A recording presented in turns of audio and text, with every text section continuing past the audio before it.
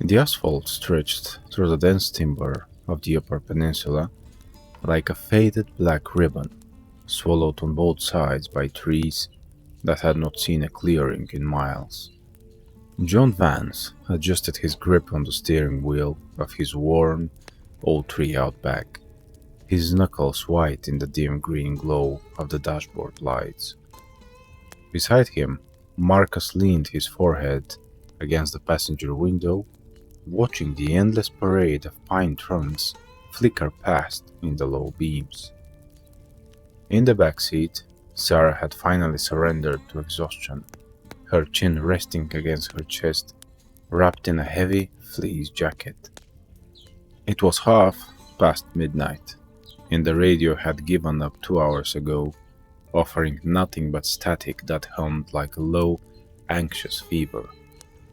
How much further to that station? Marcus asked without turning away from the dark. His voice was thick with the gravel of a 12-hour drive. Maybe 10 miles, John replied, leaning forward to peer through the light mist settling on the glass. And the sign back by the county line said there was an old Texaco just off Route 11. Route 11 was the kind of road locals warned travelers away from, though usually in vague, half-hearted proverbs meant to sound like ghost stories for tourists. They talked about breakdown trucks that never arrived and campers who vanished between the trailheads without leaving so much as a boot print.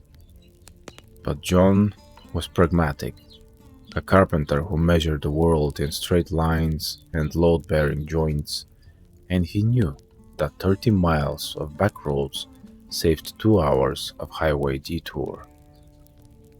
Besides, the gas needle was hovering dangerously close to the red line.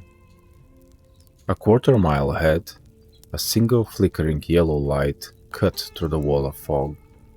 The station was little more than a rusted metal awning hovering over two ancient mechanical pumps with analog dials. A small cinder-block cabin sat behind them, its window painted over the red dust and grease. A faded, open neon sign buzzing fitfully in the corner. John pulled the Subaru up to the pump, the engine sputtering into silence as he turned the key. The sudden stillness of the forest was absolute, thick enough to press against the ears. "I'll handle the tank," John said, stretching his back as he stepped out into the damp chill. The air smelled heavily of wet pine needles, copper, and something foul, like wet dog left in a closed shed for weeks. Marcus stretched his arms, stepping out of his side to lean against the car door, pulling a packet of cigarettes from his jacket pocket. "Place looks abandoned," Marcus muttered, looking toward the dark woods 20 feet beyond the edge of the gravel lot. "It's open enough for a pump that takes cash," John said, unhooking the heavy metal nozzle. As the mechanical counter began to chunk slowly with every gallon, John heard it for the first time.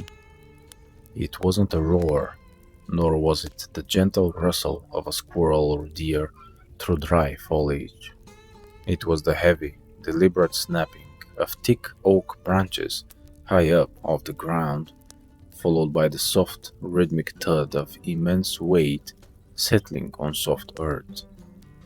John paused, his hand gripping the cold handle of the nozzle. "Did you hear that?" he asked softly, glancing over the roof of the car at Marcus. Marcus paused, his lighter flame hovering an inch from his cigarette, eyes fixed on the tree line.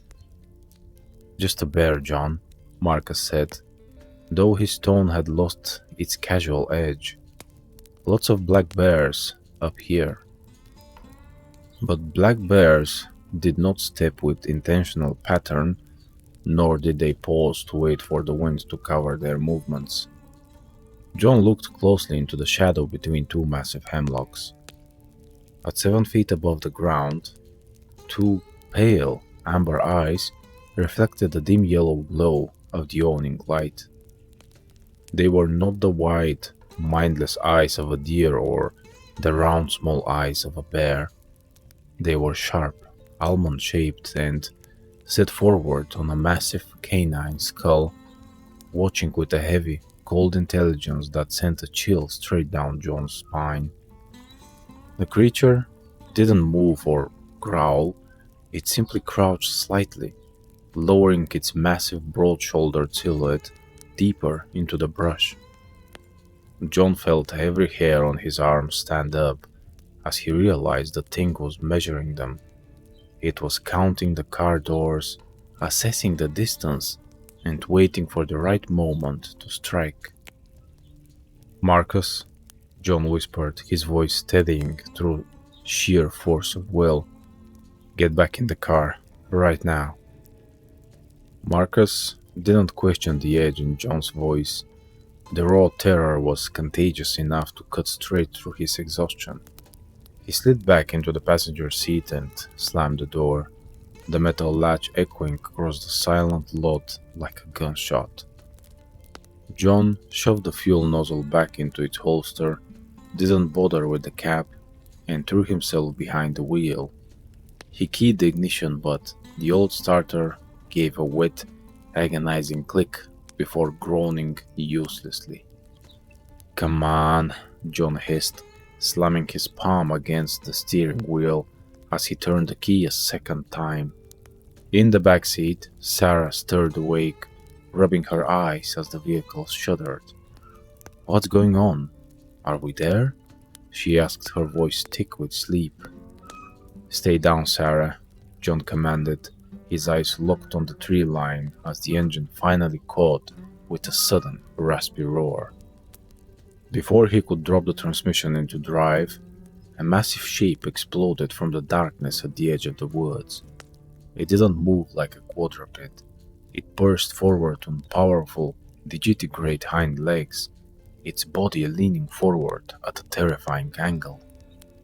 The amber eyes caught the glare of the headlights, revealing a frame that defied nature, a towering 8-foot muscular torso covered in coarse, matted gray fur, topped by the distinct, narrow-muzzled head of a giant wolf. Its ears were pinned flat against the broad skull, and long black-clawed hands swung in powerful, deliberate lunges. John threw the shifter into reverse, stomping on the gas pedal just as a heavy, fur-covered arm slammed onto the Subaru's hood. The impact caved in the sheet metal with a sickening crunch, sending a shudder through the entire frame. The beast growled, a low, resonant sound that vibrated straight through the floorboards and rattled teeth in John's jaw. It wasn't the frantic snarl of a wild animal, but a low, guttural rumble of absolute control. Tires shrieked against the wet asphalt as John spun the wheel, swinging the car around in a chaotic arc before slamming the gear into drive. The headlights swept across the horror on the road. The creature was staring directly through the windshield at John, its long jaw parting to reveal rows of jagged, yellowed teeth dripping with thick saliva. Its human-like fingers dug deep into the metal seam of the hood, anchoring itself with terrifying strength. "John, drive!"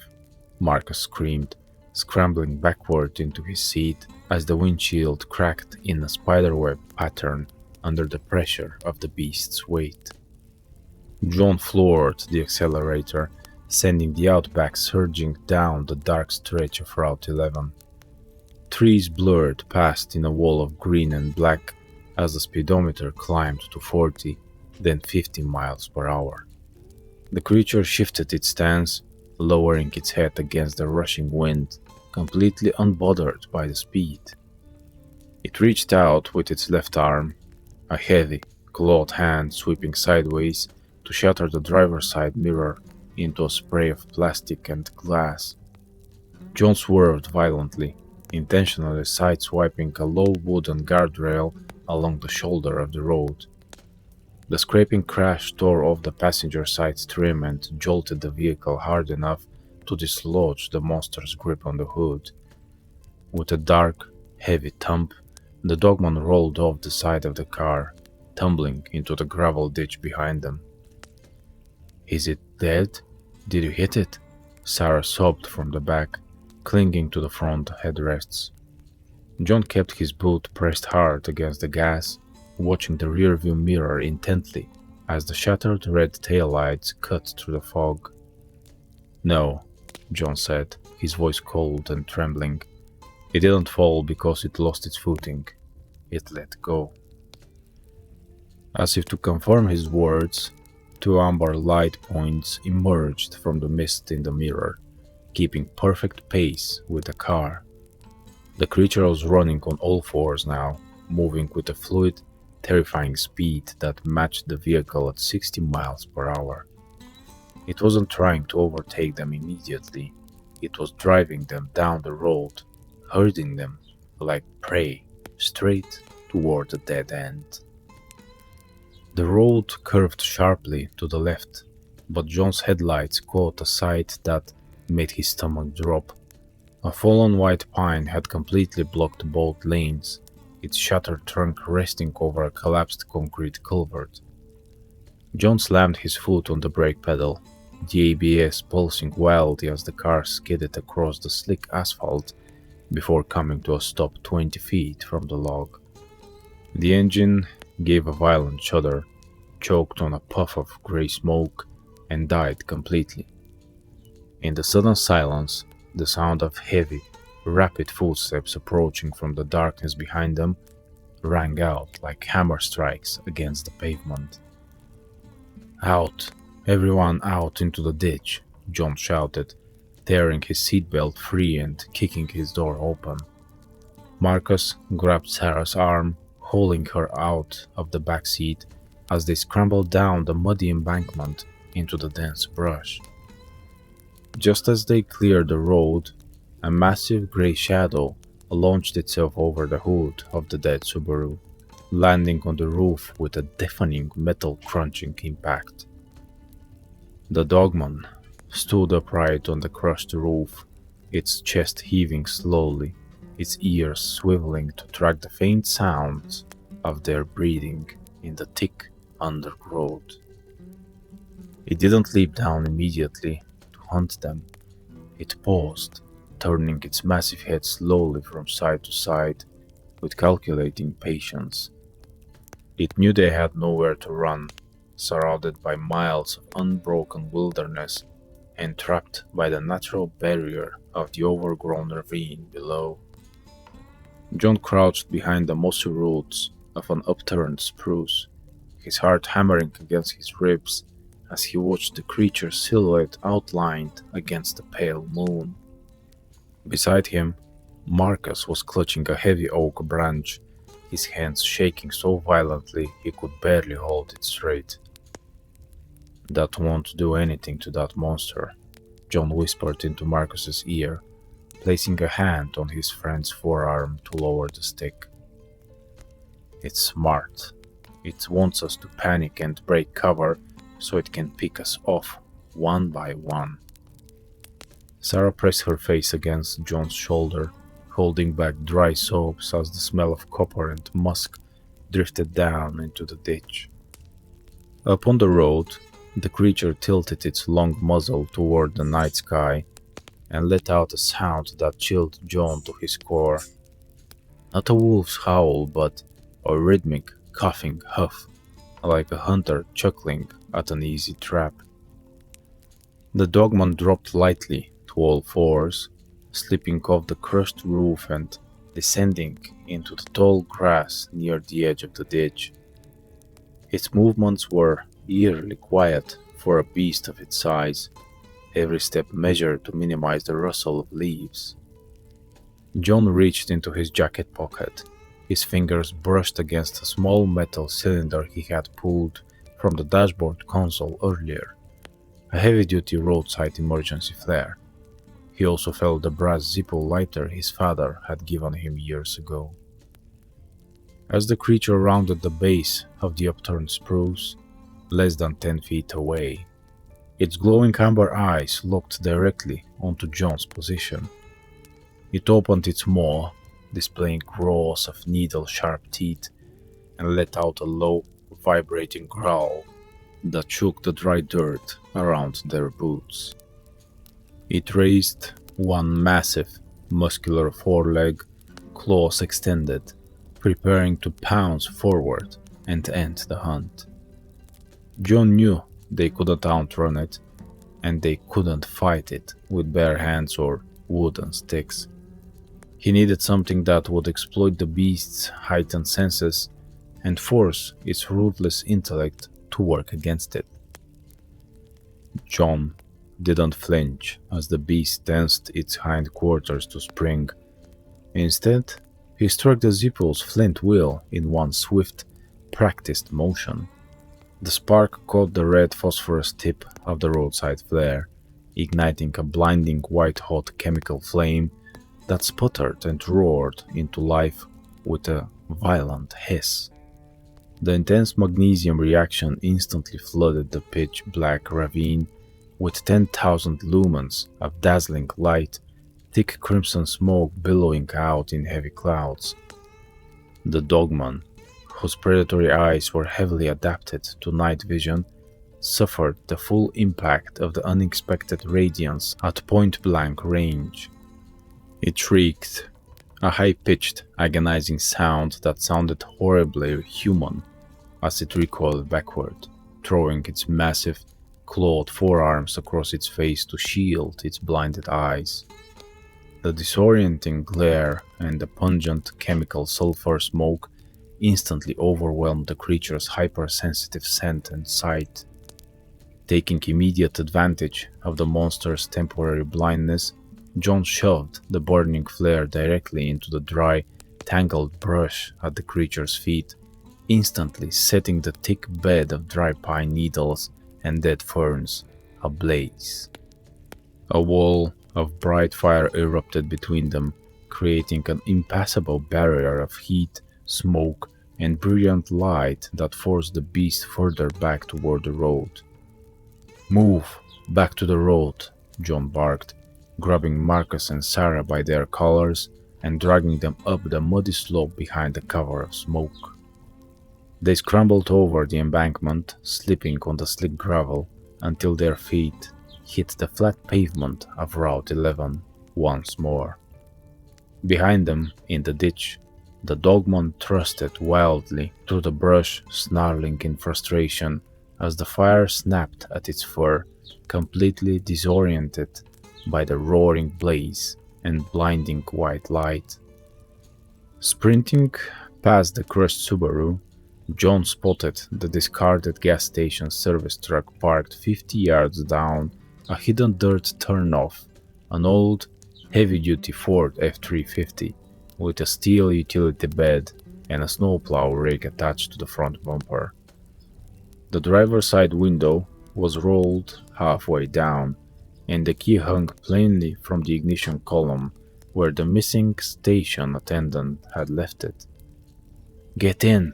John shouted, throwing the heavy driver's door open and shoving Sarah into the middle seat, while Marcus scrambled into the passenger side. John turned the heavy key, and the massive diesel V8 engine roared to life with a deep, rattling thud that shook the heavy cab. He jammed the transfer case lever into four-wheel drive, stopped the clutch, and slammed the gear shift into first. Just as the truck lurched forward, the Dogman burst from the smoking ditch onto the road, its fur singed and its eyes wide and bloodshot with rage. It locked its gaze on the moving truck, lowering its head and charging down the center line on all fours with terrifying speed. But John didn't turn away or attempt to steer around the approaching beast. He floored the accelerator pedal, sending the 5-ton steel utility truck roaring directly toward the monster at full speed. The heavy steel snowplow blade struck the charging Dogman dead center with a brutal metallic impact, crushing the beast beneath the iron plow frame and dragging it 20 feet down the pavement before John slammed on the brakes. The truck shuddered violently as the heavy tires rolled over the obstacle, leaving the creature pinned under the rear axle for a brief, motionless second.